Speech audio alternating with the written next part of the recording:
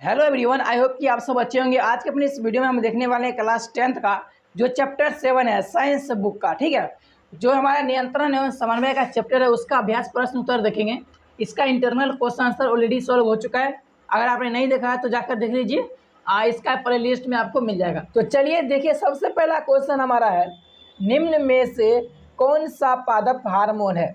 अब इसमें से पादप हार्मोन बोले तो जो पेड़ पौधा में जो हार्मोन रहता है वो हार्मोन कौन सा है। ऑप्शन में दिया है, एक नंबर में इंसुलिन, दूसरा में थायरॉक्सिन, अस्सी नंबर में देखिए एस्ट्रोजन। तो ये सब जो है ना, ये सब इंसान के अंदर हार्मोन रहता है। ठीक है, फिर है साइटोकाइन। तो साइटोकाइन एक ऐसा हार्मोन है जो कि पादप बोले तो पौधा के अंदर रहता है। तो इसका ऑप्शन नंबर डी क्या सही हो जाएगा। चलिए अब नेक्स्ट क्वेश्चन हमारा देखिए है, 2 नंबर में, दो तंत्रिका कोशिका के मध्य खाली स्थान को कहते हैं। तो दुगो तंत्रिका कोशिका, जैसे एक इधर वाला एक इधर वाला। ठीक है, मान लीजिए एक इधर तंत्रिका कोशिका रखा है, एक इधर है। अब दोनों जब जुड़ता है ना तो बीच में तनिक खाली स्थान रह जाता है। ठीक है, तो वही खाली स्थान को हम कहते क्या हैं, क्योंकि उसी खाली स्थान में एक रसायन भर जाता है जिसके बाद कोई भी इंफॉर्मेशन जो इलेक्ट्रॉनिक रूप में जाता है वो जैसा यहाँ पे जिस वेग से यहाँ पे जा रहा है, जैसा इलेक्ट्रॉनिक यहाँ पे मतलब जनरेट हुआ है इन्फॉर्मेशन, वैसा ही इलेक्ट्रॉनिक इन्फॉर्मेशन उधर भी जनरेट होता है। सिर्फ उस गैप में एक रसायन भर जाता है इसके वजह से। तो उस गैप को कहते क्या है, तो उस गैप को कहते हैं, देखिए इसमें दिया है द्रुमिका, ये भी नहीं कहते हैं। बी नंबर है सिनेप्स, तो सिनेप्स ही कहते हैं। ऑप्शन नंबर 20 का सही है। ठीक है, एक्शन आवेग ये सब नहीं है। ठीक, ये सब तो भाई गति का हो गया, आवेग।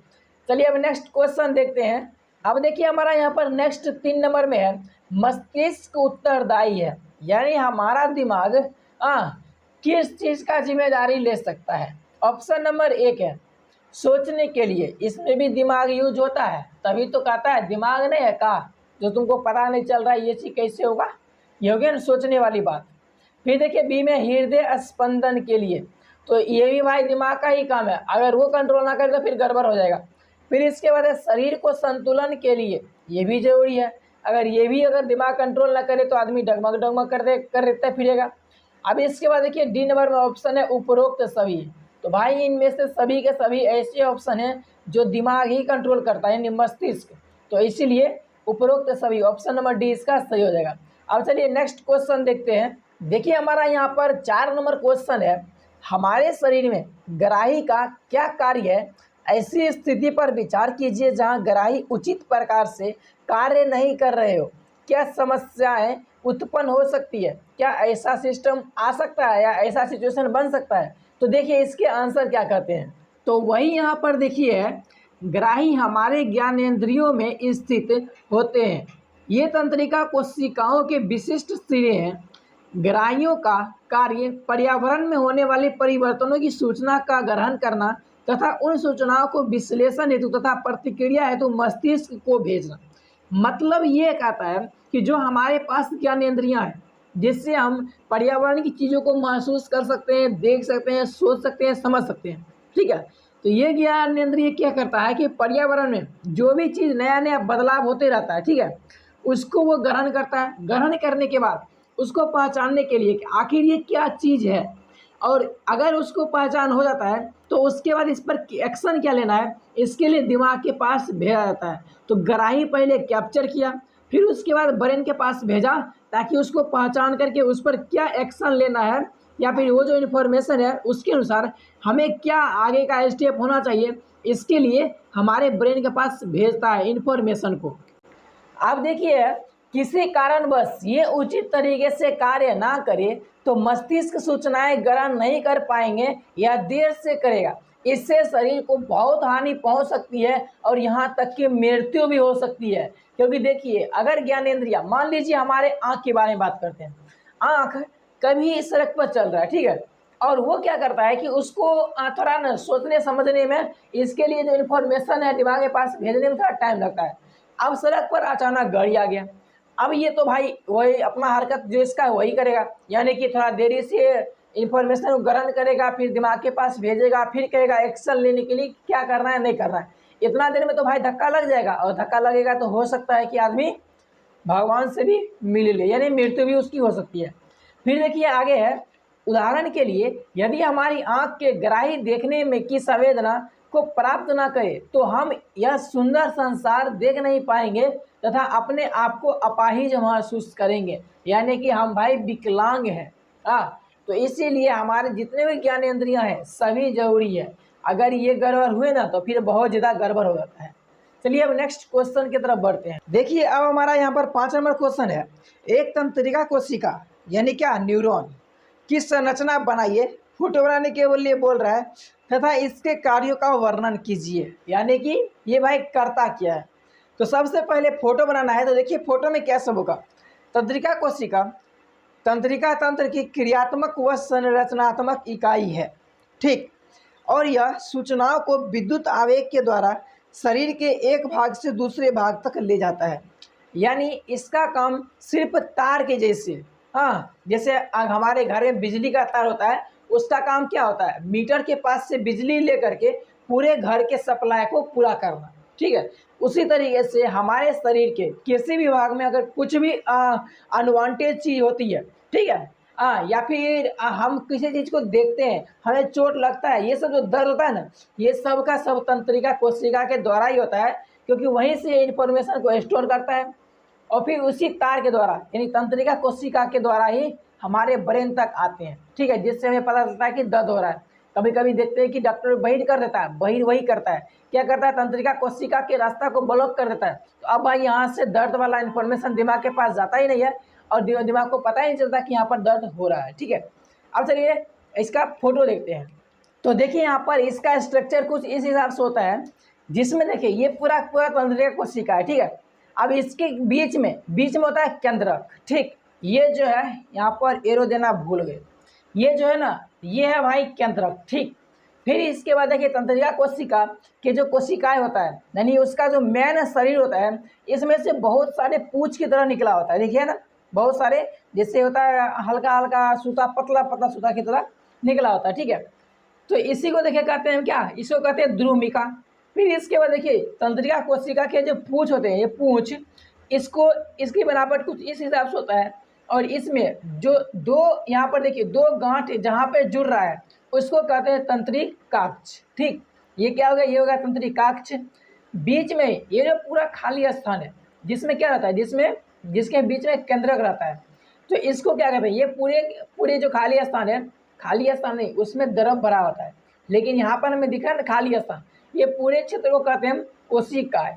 और जो तंत्रिका कोशिका के सबसे लास्ट में, इसके पूंछ वाले में सबसे लास्ट में जो इस तरह से पतला पतला धागा की तरह रहता है, इसको कहते हैं तंत्रिका का अंतिम सिरा, यानी कि ये पुछड़ी का सबसे लास्ट सिरा है, ठीक। अब इसके काम को देखते हैं कि भाई ये काम क्या करता है, ये तंत्रिका कोशिका हमारे शरीर के अंदर कैसे कार्य कर पाता है।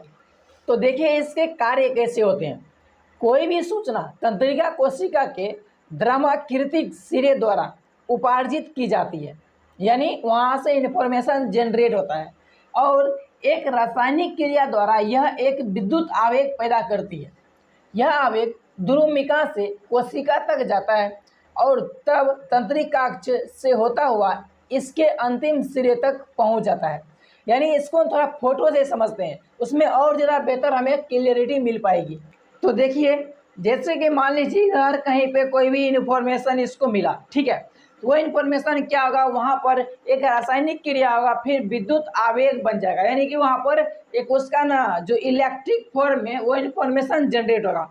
अब वो क्या होगा कि ये जो इसका ध्रुमिका है, ये छोटा छोटा जो तार गया हुआ है, इस तार के माध्यम से यहाँ पर आएगा, कहाँ पे, कोशिका, यानी इसका जो मेन शरीर है उसके अंदर आएगा। फिर इसके बाद ये इन्फॉर्मेशन यानी वही विद्युत आवेग इसके ऐसे होते हुए पूंछ के होते हुए जो तंत्रिकाक्ष है, ये पूरा इस रास्ते से होते हुए कहाँ जाएगा, अंतिम सिरा की तरफ जाएगा। और यहाँ पर दूसरा तंत्रिका कोशिका का पूंछ जुड़ा होता है, पूंछ या फिर इस तरह से ध्रुमिका, ये सब जुड़ा होता है, ठीक है।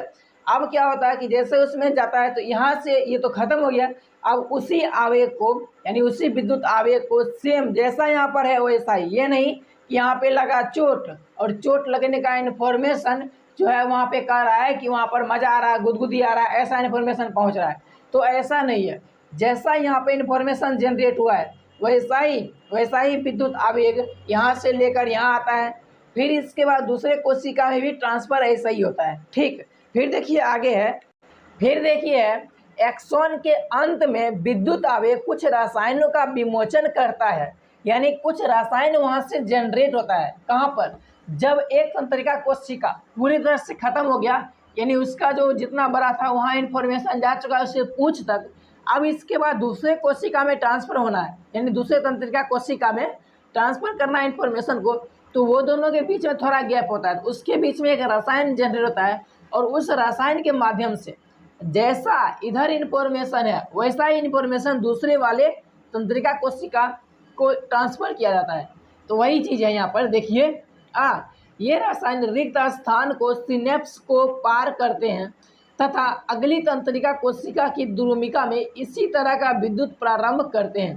अंतर्ग्रथन से होता हुआ यह मस्तिष्क तक पहुंचता है, मस्तिष्क संदेश ग्रहण कर उस पर अनुक्रिया करता है। प्रेरक तंत्रिका इस अनुक्रिया को संबंधित पेशियों तक पहुंचाते हैं और तत्पश्चात संबंधित अंग की पेशियां उचित अनुक्रिया करती है, यानी जैसा इन्फॉर्मेशन या फिर जैसा यहाँ से ऑर्डर दिया जाता है वैसा वहाँ पर जनरेट होता है। जैसे कि अगर आपको चोट लग गया है, वहाँ पे दर्द हो रहा है, तो दर्द का सिग्नल जैसे हमारे दिमाग के पास पहुँचता है तो दूसरा है तो कहता है कि वहाँ पे सालाओ, और मन को कहता है तुम रो, और हम रोने लग जाते हैं। ठीक, अब चलिए नेक्स्ट क्वेश्चन देखते हैं। अब देखिए हमारा यहाँ पर 6 नंबर क्वेश्चन है, पादप में प्रकाश अनुवर्तन किस प्रकार होता है? यानी कि प्रकाश के वजह से जो पौधे में गति आते हैं, आपने देखा होगा प्रकाश जिस तरफ से आ रहा है पौधा का मुंडी उसी तरफ घुमा हुआ है। अधिकांश पौधे में ऐसा होता है, तो ऐसा क्यों होता है? तो चलिए देखते हैं इसके आंसर को। तो देखिए पादप में जड़ प्रकाश के विपरीत मुड़कर अनुक्रिया करती है, यानी कि प्रकाश से दूर भागता है। कौन? जो पौधे का जड़ होता है वो, तथा तना प्रकाश की दिशा में मुड़कर इसे प्रकाश अनुवर्तन कहते हैं। मतलब ये कि जो छिप है वो प्रकाश की तरफ भागेगा और जड़ जो है वो प्रकाश से दूर भागेगा। फिर देखिए पादप में ऑक्सीन हार्मोन स्रावित होता है, यह सूर्य के प्रकाश में तने के अंधकार में भाग में आ जाता है और वहाँ की कोशिकाओं को लंबा कर उन्हें प्रकाश की ओर झुकाता है, जिससे तना प्रकाश की ओर गति और वृद्धि करता है।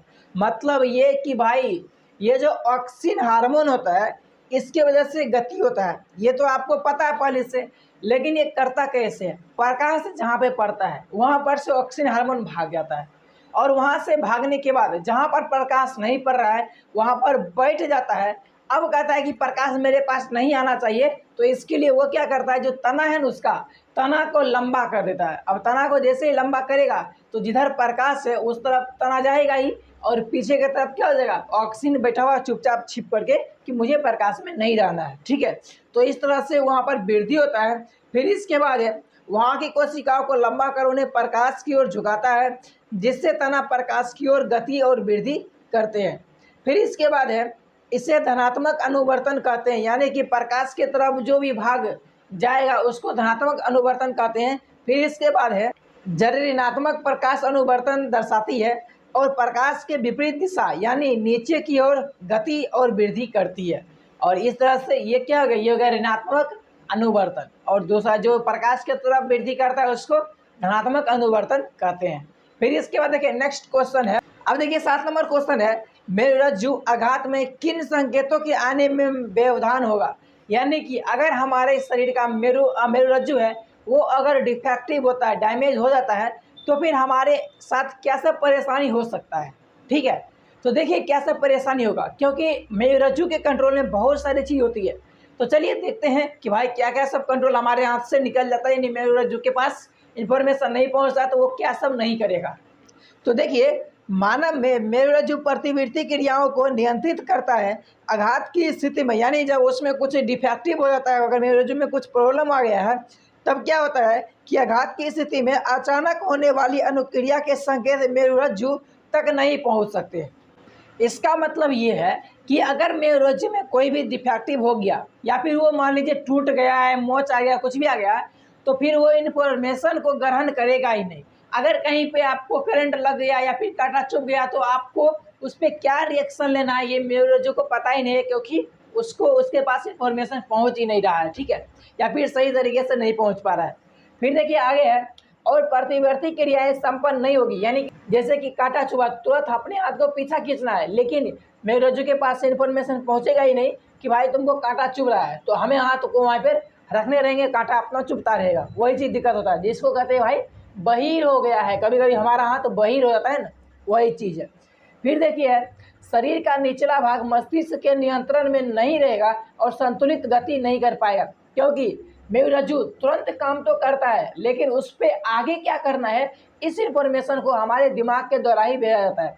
अब यहाँ पे ये इन्फॉर्मेशन दिमाग के पास आ ही नहीं रहा, क्योंकि मेरुरज्जु के द्वारा जो इन्फॉर्मेशन दिमाग लेता था, तो अब मेरुरज्जु के पास पहुँच नहीं रहा इन्फॉर्मेशन, तो दिमाग के पास आएगा कैसे, नहीं आएगा ना। तो इसलिए क्या होगा कि भाई उस पर हमें क्या करना है, हमें कुछ पता ही नहीं चलेगा। कभी कभी कहते हैं शून्य हो गया, टूट गया। कभी देखते हैं हमारे घेटी यार में ना मोच आता है, या फिर डांड का, या फिर जो रीढ़ का हड्डी है उसमें कोई डिफेक्टिव हो जाता है, टूट जाता है, तो फिर काफ़ी ज़्यादा दिक्कत होता है, काफ़ी ज़्यादा कि यार बिल्कुल ही पूरा दिक्कतें होता है।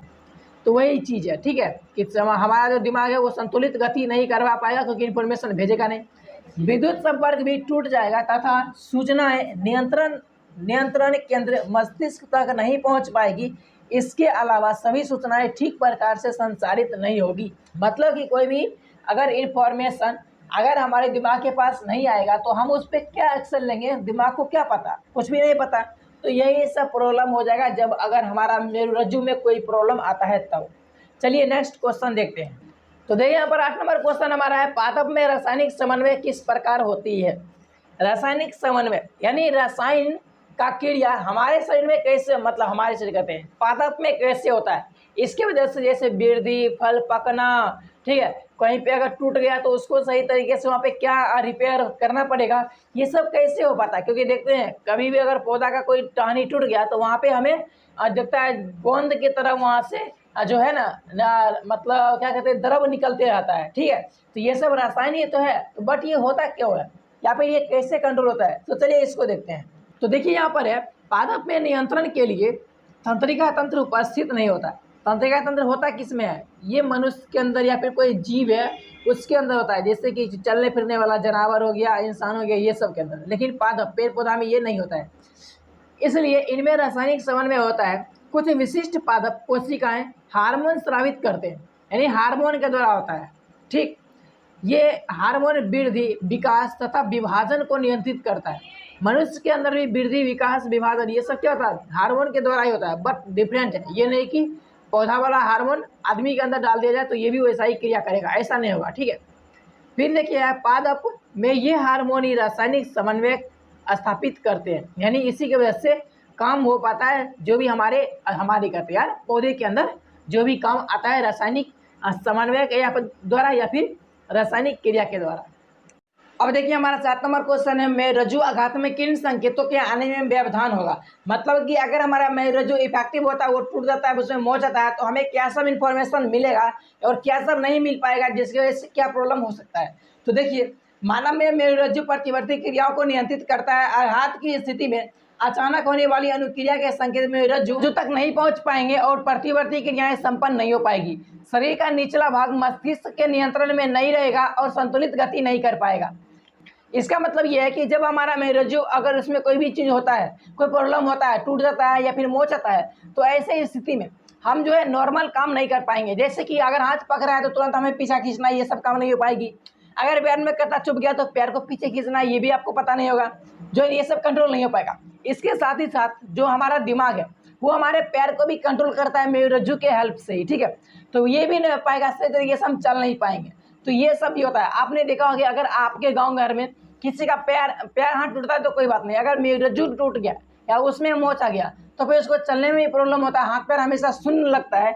शून्य मतलब बोले तो उसको कोई चीज़ पता ही नहीं चलेगा, कुछ अगर हाथ में चुहा देगा तो भी उसको पता नहीं चलेगा, क्योंकि सभी कुछ शून्य हो गया, इन्फॉर्मेशन मेरुरज्जु तक और मेरुरज्जु से दिमाग तक नहीं आ पाता है।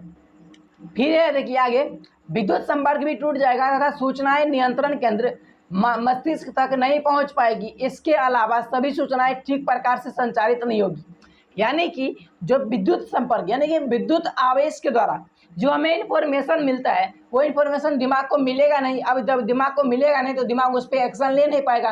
तो ये सब प्रॉब्लम हो सकती है जब हमारा मेरुरज्जु में कोई भी आघात यानी चोट पहुंचता है, या फिर वो टूट जाता है तब।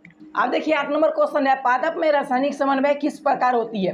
पादपों में नियंत्रण के लिए तंत्रिका तंत्र उपस्थित नहीं होते हैं, इसलिए इनमें रासायनिक समन्वय होता है। कुछ विशिष्ट पादप कोशिकाएं हार्मोन स्रावित करते हैं। ये हार्मोन वृद्धि, विकास तथा विभाजन को नियंत्रित करता है। पादप में ये हार्मोन ही रासायनिक समन्वय स्थापित करते हैं। मतलब ये कि इंसान के अंदर या फिर जो बहुकोशिकीय कोशिका है, ठीक है, कोई जीव है, उसके अंदर इंफॉर्मेशन को एक जगह से दूसरी जगह ले जाने में तंत्रिका तंत्र मदद करता है, फिर वहाँ पे काम होता है। लेकिन पादप यानी पेड़ पौधा में ऐसा नहीं होता है, वहाँ पे रासायनिक क्रिया के द्वारा ही सारे काम कंट्रोल किए जाते हैं, ठीक, जिसमें पौधे का वृद्धि, उसका विकास सही तरीके से और उसका विभाजन किस तरह से होना है, ये सब चीज़ भी रासायनिक समन्वय के द्वारा ही होता है। अब देखिए 9 नंबर क्वेश्चन है, एक जीव में नियंत्रण एवं समन्वय तंत्र की क्या आवश्यकता है। इसके लिए तंत्र क्यों जरूरी है। तंत्र मतलब बोले तो वही सिस्टम, ये सब क्यों जरूरी है। तो देखिए एक जीव में विभिन्न प्रकार की क्रियाएं संपन्न होती है। अलग अलग कामों को करने के लिए अलग अलग अंग तंत्र हैं।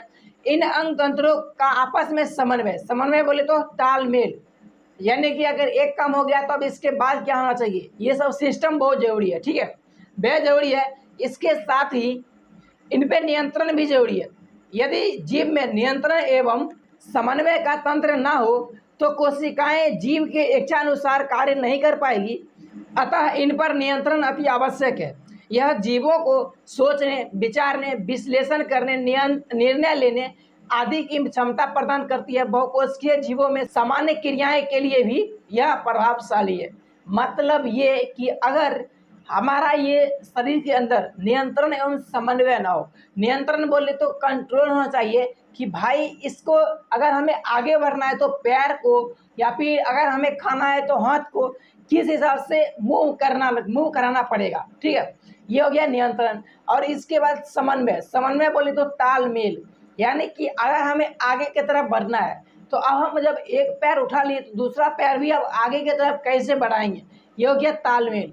या फिर जैसे खाना खाना है तो हम पहले अगर खाना को पकड़ते हैं तो हाथ को ऐसे उंगली को पूरे सिकुड़ा देते हैं ऐसे करके, जिससे हम खाना पकड़ लेते हैं और इसके बाद जब खाते हैं तो उसको मुंह के पास लेके आते हैं, फिर हम उसको निगल सकते हैं।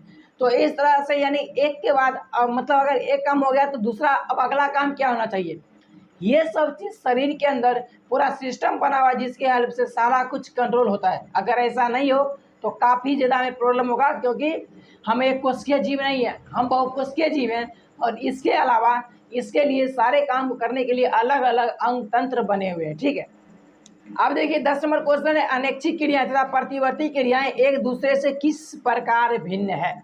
अनैच्छिक क्रियाएं मतलब ये है कि हमारे शरीर के अंदर, ठीक है, बहुत सारे ऐसे काम है जिस पर हमारा कंट्रोल नहीं होता है लेकिन वो चलता रहता है, वो है अनैच्छिक क्रियाएं। जैसे कि सांस लेना, हृदय का धड़कना, ठीक है, ये सब चीज़ हमारे कंट्रोल में नहीं होता है लेकिन वो सब हो रहा होता है, तो ये हो गया अनैच्छिक क्रियाएं। तथा प्रतिवर्ती क्रियाएं, प्रतिवर्ती क्रियाएं मतलब ये कि तुरंत होने वाला काम, जैसे अगर हाथ पका तो पीछे खींचना है, पैर में कांटा चुभा तो हमें पीछे खींचना है, अगर आँख में कुछ पड़ गया तो पलक को तुरंत झपकाना है, ये सब चीज़ क्या है, ये सब हो गया प्रतिवर्ती क्रियाएं। देखिए इस तरह पे अनैच्छिक क्रियाएं, इधर है प्रतिवर्ती क्रियाएं। अब इस दोनों का खासियत देखते हैं, यानी अनैच्छिक क्रिया की क्या खासियत है।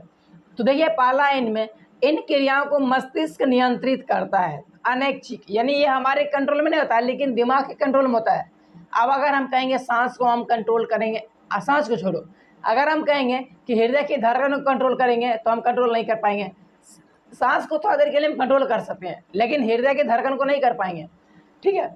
फिर इसके बाद देखिए ये क्रियाएं संपन्न होने में ज़्यादा समय लेती है, क्योंकि दिमाग से हृदय तक या फिर मान लीजिए कोई पैर में ये काम करना है तो वहाँ तक इन्फॉर्मेशन आने में समय लगता है और इसकी वजह से यहाँ पर टाइम लग जाता है इसको एक्शन मोड में आने में।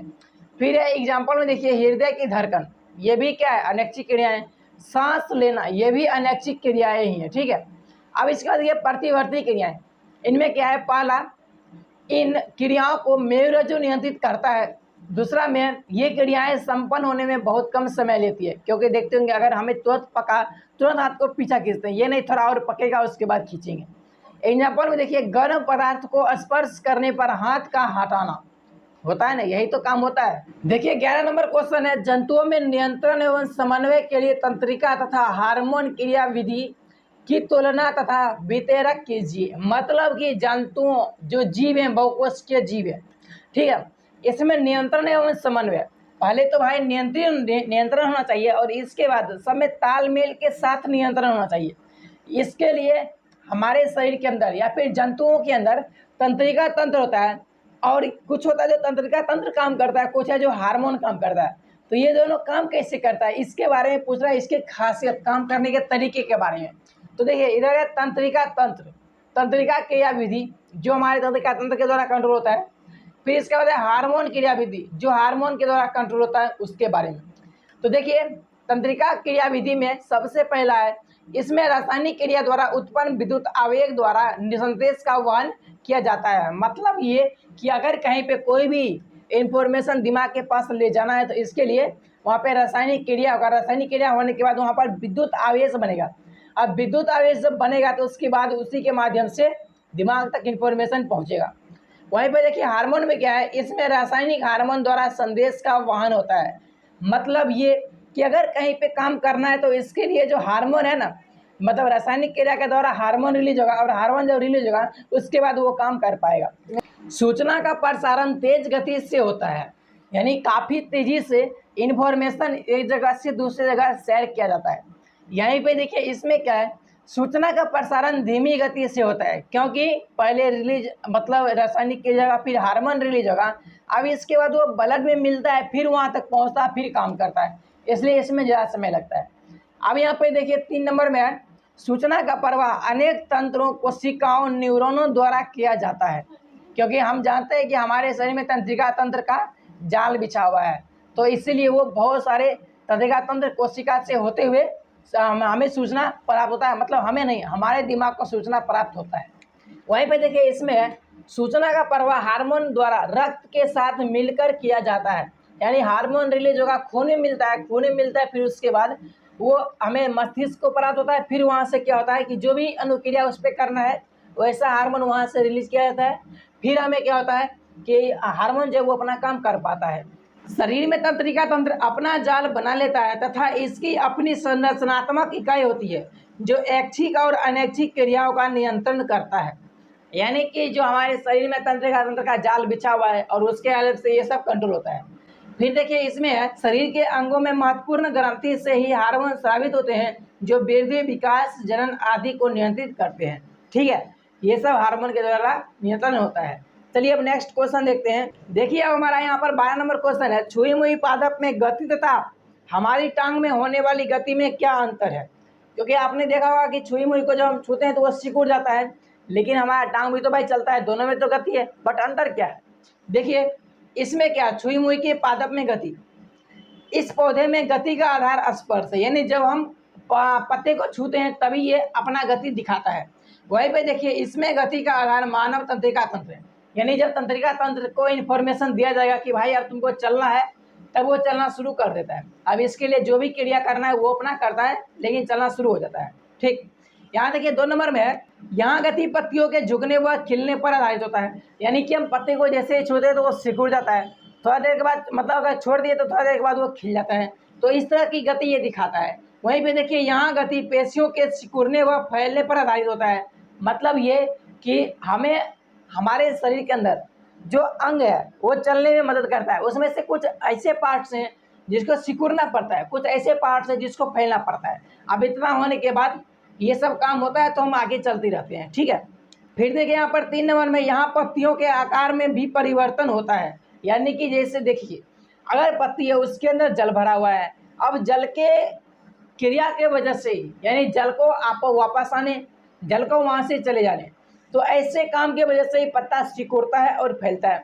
अब जब जल पत्ता में से निकल जाएगा तो उसका आकार में तो परिवर्तन होगा ना, तो वही आकार में परिवर्तन हो जाता है। और इसके साथ ही देखिए अब अगला इसमें देखिए, इसमें क्या है, यहाँ पैर या उसकी पेशियों के आकार में कोई परिवर्तन नहीं होता है, क्योंकि वहाँ पर कोई चीज़ ऐसा नहीं है उससे बाहर आ रहा है, यानी कि ब्लड वहाँ से बाहर नहीं आता है सिकुड़ते समय, और फैलते समय वहाँ पर भरता भी नहीं है, बस वो सिकुड़ा देता है। उसका एक सिस्टम बना हुआ है, ठीक है, यानी कि नियम बना हुआ है, और इसके हेल्प से हम चल पाते हैं। लेकिन इसमें देखिए इसमें आकार परिवर्तन होता है और इसमें आकार परिवर्तन नहीं होता है। तो इस तरीके से हमने क्लास 10th का जो साइंस है उसका चैप्टर 7 इसका सारा क्वेश्चन आंसर दिख चुके हैं। तो चलिए आज के लिए बस इतना ही। आई होप कि आपको वीडियो ये पसंद आया होगा। वीडियो पसंद आया तो वीडियो को लाइक करके चैनल को सब्सक्राइब जरूर कीजिएगा। बाकी मिलते हैं नेक्स्ट वीडियो में, तब तक के लिए bye bye and love you all.